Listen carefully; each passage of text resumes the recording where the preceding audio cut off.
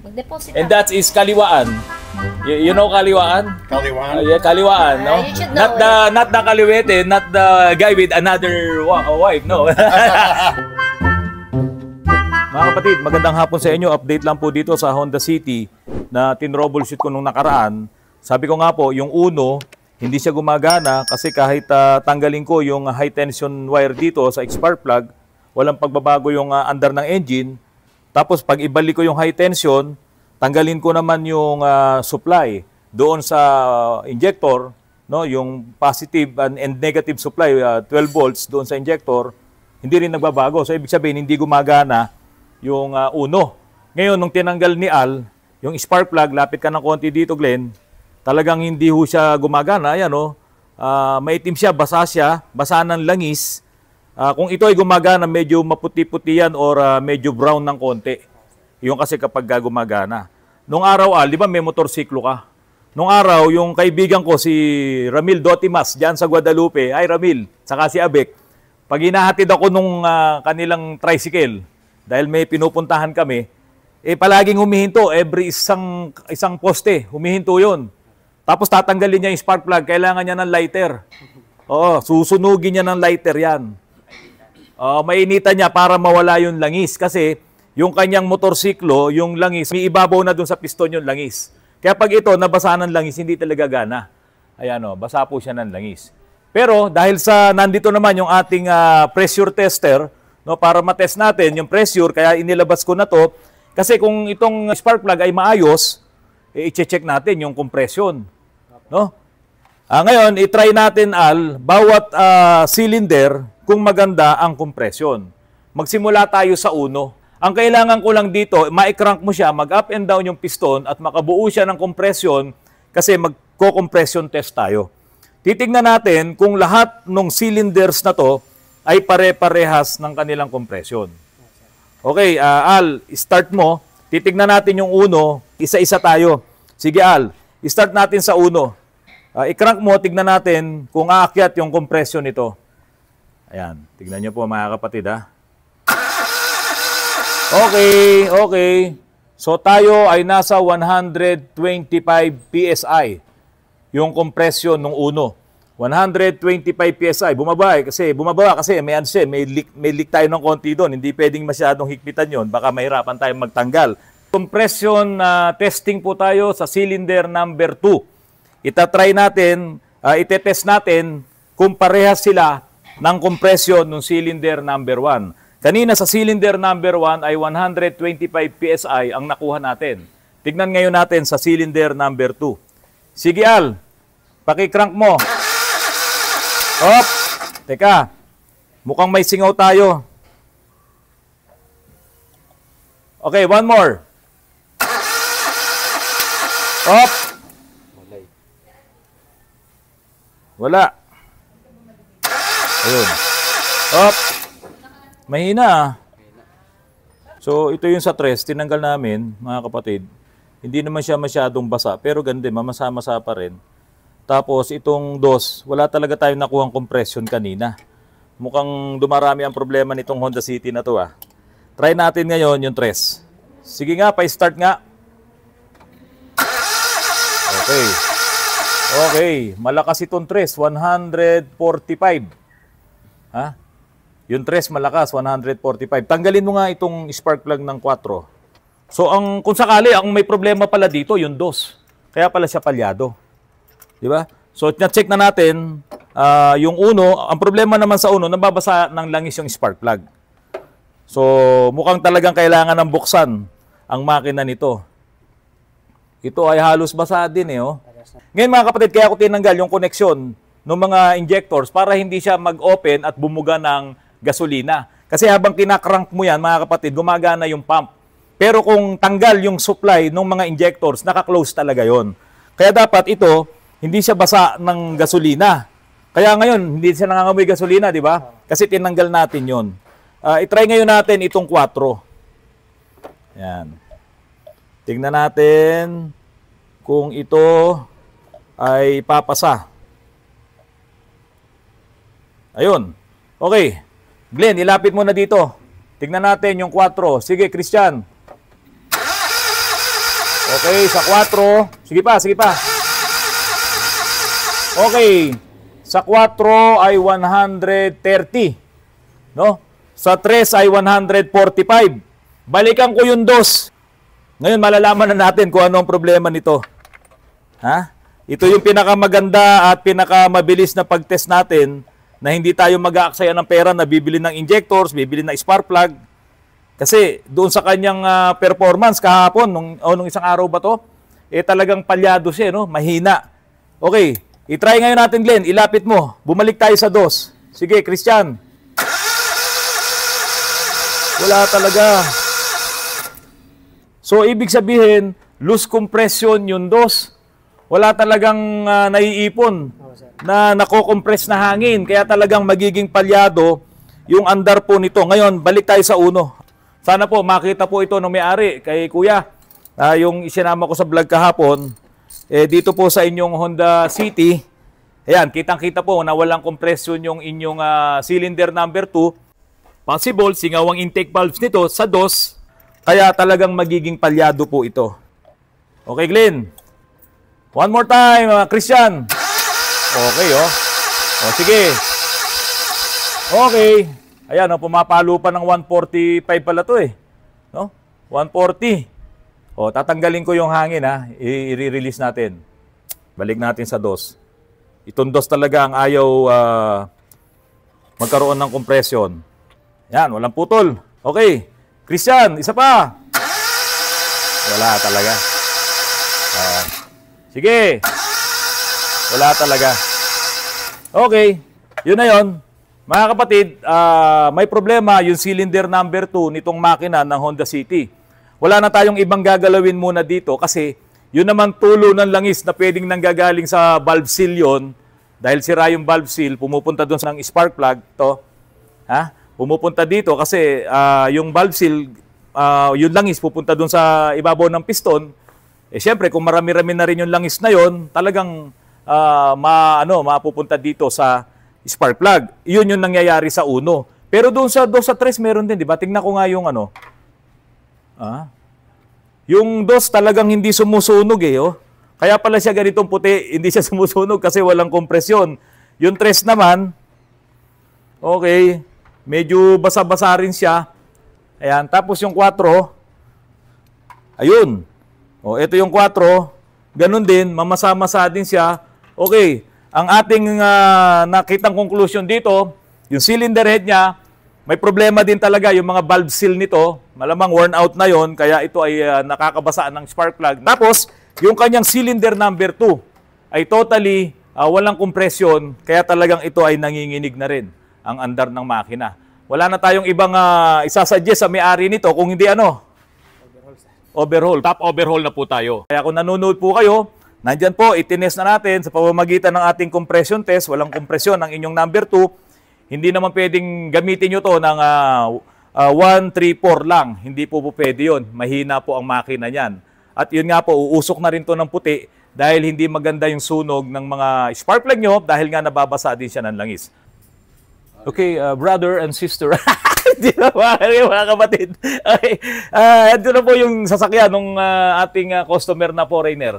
Ayan. Nagpa-practice na kami ni Christian ng English kasi pinapupunta namin siya dito dahil hindi lamang po ang problema niya ay yung langis na humalo doon sa radiator, yung langis na pumupunta doon sa radiator. Yung kanyang yung kanyang gasket ay ayan yung langis, ito yung sa ilalim na portion. Talagang medyo damage yung gasket niya na iyon yung nagiging reason kaya po humahalo yung langis doon sa tubig, no? Ito talaga yung isa sa naging major problem nung nag-overheat. Pero, meron pa palang mas major. May general problem po yung may-ari po nito. Sabi ko, papuntahin dito para makausap ni Christian, kaso hindi pa pumunta. Mga kapatid, may katok. May katok yung kanyang makina. Hindi pa lang audible, nung dinala nila dito, hindi mo pa siya naririnig.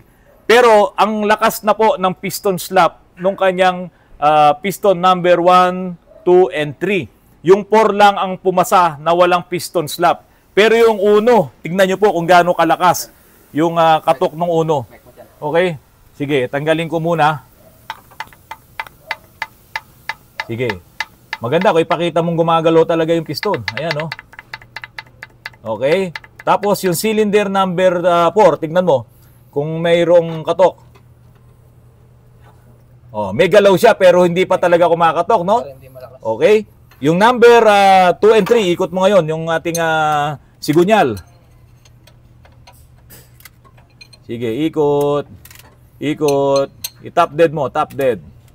Yan, okay Glenn. Galawin mo ngayon, Christian. Takas din, no? Yung number 3.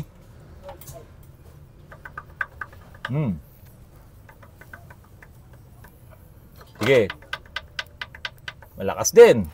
Kung kayo po ang may-ari nitong sasakyan na ito, ano po ang magiging desisyon nyo? Ang aayusin lang po ba natin ay yung kanyang problema doon sa Sharon Cuneta? Ano ba yung Sharon Cuneta, Christian? Langis at tubig naghalo. So, anong desisyon nyo, mga kapatid? Sumagot po kayo kung yung mga nanonood po ng aking vlog. Kasi may mga nagsasabi po, pag daw dumating kay Autorance, lumalaki daw po ang gastos. Ang ipinapagawa lang, yung gulong napunta sa makina. Ang ipinapagawa lang, yung clutch napunta sa makina. O ito naman, ang ipinapagawa lang nito, sa totoo lang, ano yung gustong palitan lang ng may-ari? Yung radiator at saka yung thermostat. Yung thermostat. Radiator at thermostat lang. Kaya lang, yung radiator niya, punong-puno na ng langis. Kaya pala yung oil nito ay wala na kaming nakuha doon sa kanyang oil pan. Yung oil ay halos nandun na lahat sa radiator. Ngayon, yung ini-expect natin sana na kapag ka-ini-start mo, yung bubulwak yung tubig, hindi na po makabulwak. Gawa nga pong wala na nga palang coolant dahil puro langis na. Yun nandoon sa loob ng radiator. Baka po kasi mapanood po ito nung akin pong customer, subscriber na foreigner, Amerikano. Ayan, American citizen. Nahihirapan po akong mag-English. Mga kapatid, tulungan nyo po ako dito. Kasi baka mamaya hindi ko ma-explain sa kanyang mabuti. Alam nyo ba kung bakit sinasabi ko po sa inyo na nahihirapan ako mag-English? Meron po akong vlog nung nakaraang mga linggo. Meron pong nag-comment doon na ako daw po ay hindi intindi ng English. Sabi po ni Ryan Angelo, ayan, Ryan, sino kayang Ryan to? Ray Angelo pala. Ang sabi niya po kasi, yung doon sa vlog ko, tungkol doon sa, alam niyo na yung minivan, no? Ayoko na sanang pag-usapan yung mga minivan K-cards na yan eh. Kasi nga, merong isang vlogger na sinabi doon na mali daw yung pagkakaintindi ko. Ngayon, ito siguro, napanood niya to, itong vlog na yon nung hindi ko naman kaawa yung vlogger na yun, peace po tayo. Sabi po kasi doon nung vlogger na yon, yun daw pong may deem, meaning they can either consider it's unsafe or safe. Possibly after inspection registration, kaya po siguro nilagay na may deem na term. Ngayon sumagot itong si KNT RDSNDO, parang wala namang nare-reject sa inspection eh. Meron ba? Let me know if may na-reject na. Ayun, doon sa mga inspection ng mga converted po na mga chop-chop na yan. Ngayon sumagot itong Ryan Angelo. Ray Angelo, sumagot. English kasi. Di yata nakakaintindi ng English. Di raw ako nakakaintindi ng English. Kaya nga mga kapatid, nagpapatulong ako sa iyo ngayon dito eh. Kasi sabi nitong Ray Angelo na magaling, ako raw po hindi nakakaintindi ng English. Ngayon, ito pa po ang sabi nung Ray Angelo po na yan. May demon safe, kung di mo pa alam meaning yan, sabi sa akin, sa Tagalog, mag-Google ka. Google boy pala to eh. Si Ray Angelo eh. Sabi sa akin, mag-Google ka. May pang-upload ka. It will take 30 seconds of your time para magawa yan. Ayun. Tinuruan niya po ako, mag-Google daw po ako. Okay, bago ko ituloy yung dito, yung sa makina na to, kapiraso lang po, pasensya na po kayo. Hanggat maaari sana, ayoko na pong pag-usapan yung tungkol dyan sa K-cars na yan. Ngayon mga kapatid, ganito po. Ikaw, Christian, sumagot ka.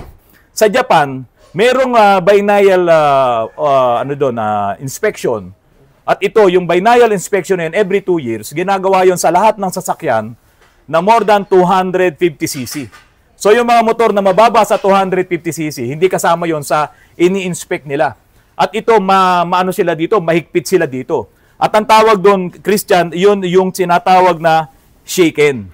Okay, yung shaken na yan, sabi dito, ito yung inspection system in Japan applies to virtually all motor vehicles on public roads, not just K-cars. The law mandates that all automotives and motorcycles over 250cc undergo this compulsory inspection to ensure they meet safety and environmental standards. Itong mga K-cars na yan, yung mga K-vans na yan, at pati yung mga malaking sasakyan, kapag po bumagsak sa inspection na yon, kailangan ipagawa nila yon. Kailangan gastusan nila yon. Kung hindi, ay hindi nila magagamit yung sasakyan. Okay? So, doon sa inspection na yon, yung safety, siyempre, yung mga safety features niyan, yung mga airbag niyan, o yung mga preno niyan, lahat, pati yung engine naman, pagdating doon sa environmental standards na sinasabi nila, dapat pumasa ka. So, yon ang sabi ng Shaiken. Tanda mo yun, ha? Ng Shaiken. Ngayon, eto na. Dahil itong mga minivans po na yan, doon ay mura lang yan. Kasi nga, meron tax incentives po na ibinibigay ang gobyerno ng Hapon diyan sa mga bumibili ng minivans. Murang-mura lang yan. Yung mga K-cars na yan. Ngayon, kung every 2 years, babagsak ka sa inspection nitong Shaiken, ina-advise ng kanilang gobyerno na palitan mo na yung mga minivans na yan, yung mga K-cars na yan. Kaya nga, ang daming ibinebenta niyan diyan sa yarda sa Japan para gawing surplus parts lang. Kasi hindi na siya safe. Bagsak na po siya doon sa kanilang Shaiken. Di ba? Kasi hindi mo talaga magagamit yun eh. Hindi na, sir. Bagsak ka. Merong certificate yun. Bagsak ka sa Shaiken. Mahuhuli ka. Mape-penalize ka. Sabi nga dito, passenger cars, including K-cars, the first inspection is 3 years after the initial new car registration and every 2 years thereafter. Commercial vehicles, pasok din to sa Shaiken. Motorcycles below 250cc, hindi siya pasok. Exemption, vehicles with an engine displacement of 250cc or less, scooters and smaller motorcycles are exempt the formal Shaiken inspection process. Ito na. While the general process is the same for both K-cars and standard cars, K-cars benefit from lower associated costs, such as reduced weight taxes, which contributes to their popularity in Japan. Driving any applicable vehicle without a valid Shaiken and accompanying compulsory insurance is illegal and carries severe penalties. Kaya nga, kung yung mga K-cars na yan, at even yung mga malalaking sasakyan, kapag bumagsak yan sa Shaiken, no, hindi na yan gagamitin ng mga Hapon, dadali na yan sa yarda para ibenta ng surplus. Kasi nga po, yung mga surplus parts naman po na yan, nakakarating sa iba't ibang bansa, hindi lamang dito sa Pilipinas, as parts. Christian, tatanungin kita dito. Halimbawa, bago pa, nabangga, basag talaga yung muka. Anong ginagawa ng insurance? Tinototal loss ba nila yan o hindi? Tinototal loss. Total loss na. Kasi hindi na yung safe. Di ba? Ngayon, dyan sa Japan, yung mga buong K-cars na yan, yung mga minivans na yan, dahil ang sabi po kasi nitong si Ray Angelo, ako daw po ay hindi nakakaintindi ng English. Ray Angelo, sa Japan, pag bumagsak ang K-cars mo, severe ang penalties. Ngayon, pagdating dito sa Pilipinas, yung mga chop-chop na yan, chop-chop po yan ha, hindi po siya unit na buo na dinadala dito kasi bawal. Bawal mag-import ang Pilipinas ng right-hand drive. So, ang gagawin nila dyan, chop-chopin nila yan, at i-declare nila sa customs na iyan ay surplus na pyesa. Parts lang. O tinatagalog ko na po, surplus na pyesa. Kaya lang, pagdating dyan sa pupuntahan, binubuo ulit nila yan. Di ba? Para maging isang buong sasakyan. O, tapos ililipat yung manibela doon sa kaliwa. Sa kaliwa. Kapag ka chinap-chap nila yon, pinuputol kasi nila dito yun eh. Ayan. Putol yan. Putol. Putol. Okay, paikot yun, puputulin nila. Hindi nila pwedeng putulin sa gitna kasi madadali yung chassis. At lalo nang walang kakwenta-kwenta yung pag naputol yung chassis. Ngayon, yung mga sasakyan na yan, tulad nito, ito may mga double walling po ito. Okay? Pag pinutol nila yan, siyempre yung pinto, hindi nila puputulin. Ito, may mga double walling yan sa loob. Double walling yan. Puputulin nila yan. Tapos, ang gagawin nila rito, Christian, pag nandyan na sa ano nila, sa yarda nila na binubuo na nila. Take note mga kapatid, hindi po yun in-import as a unit ha, kasi bawal nga. In-import nila yon as surplus parts. Ngayon, bubuuin nila doon, ito na. Pag itong pinagputulan na to, iwe-welding nila yan ng acetylene. Pag dudugtongin nila yan, dugtong yan. dugtong. Pati doon, pati sa loob, dugtong yan. Tapos pipinturahan nila yon. Tama? Tama. Yung bang loob nun, na pinturahan? Hindi. Kasi nakatago na yun sa loob. Eh mga kapatid, alam nyo ba? Kapag ang isang sasakyan ay binubuo na, Christian, yung buong body, ano ba yung ginagamit na pang-welding? Yung ano yun, sir? Ha? Machine na yun. Ano yung ginagamit na pang-welding? Ayan, yung mga welding na yan. Makikita nyo.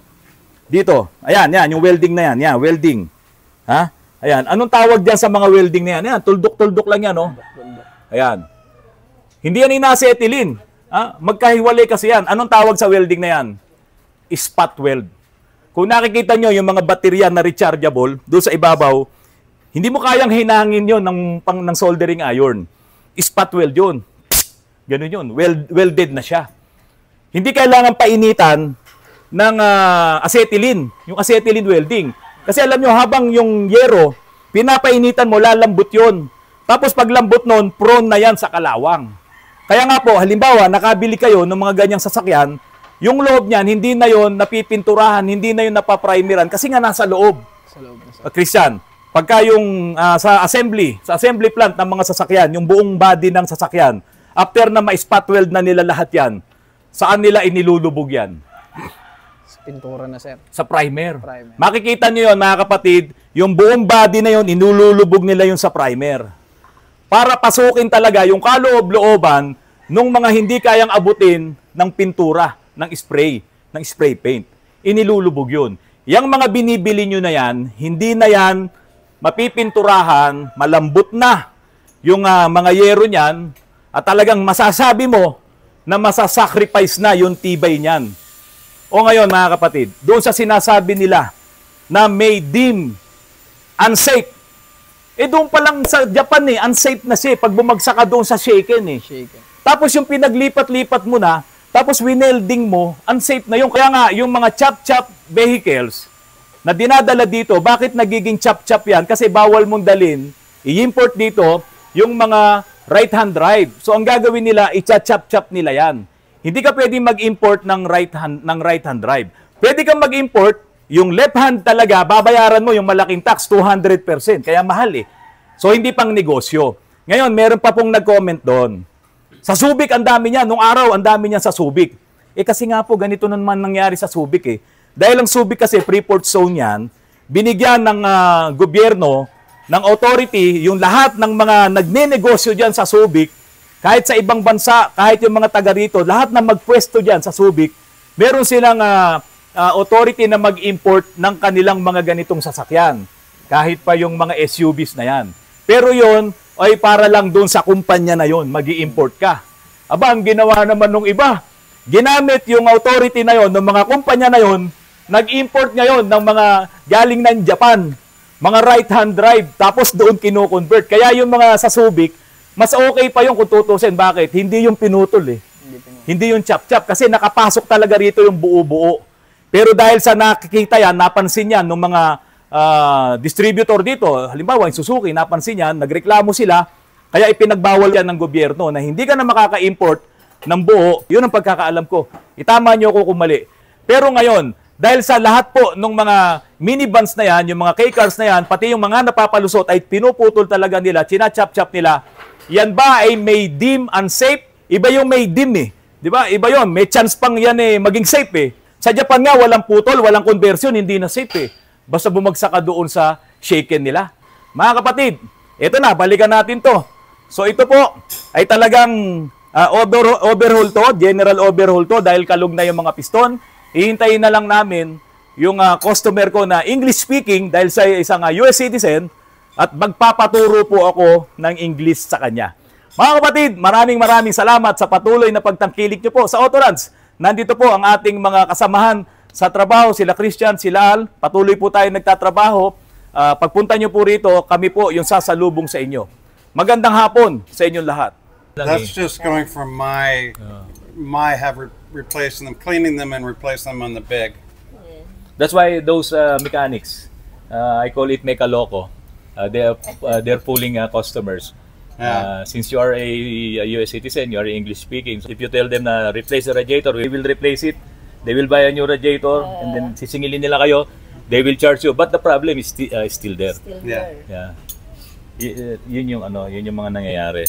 But this time, we will perform But the general overhaul. This problem existed even before you buy this unit. Yeah. Ah, sabi ko sa Noon pa yon. Noon pa yon. Estimated time sa machine shop is 1 week. Yeah. Parts purchasing is another week. Yeah. So 2 weeks. Earliest possible is 3 weeks. Yeah. Eh, ma'am. Earliest possible. Body paint is another. Hindi, pwede naman isabayan habang maximum 1 month. Mag-deposit And ako. that is kaliwaan. You know kaliwaan? Kaliwan? Yeah, kaliwaan, no? You should know Not the kaliwete, not the guy with another wife, no.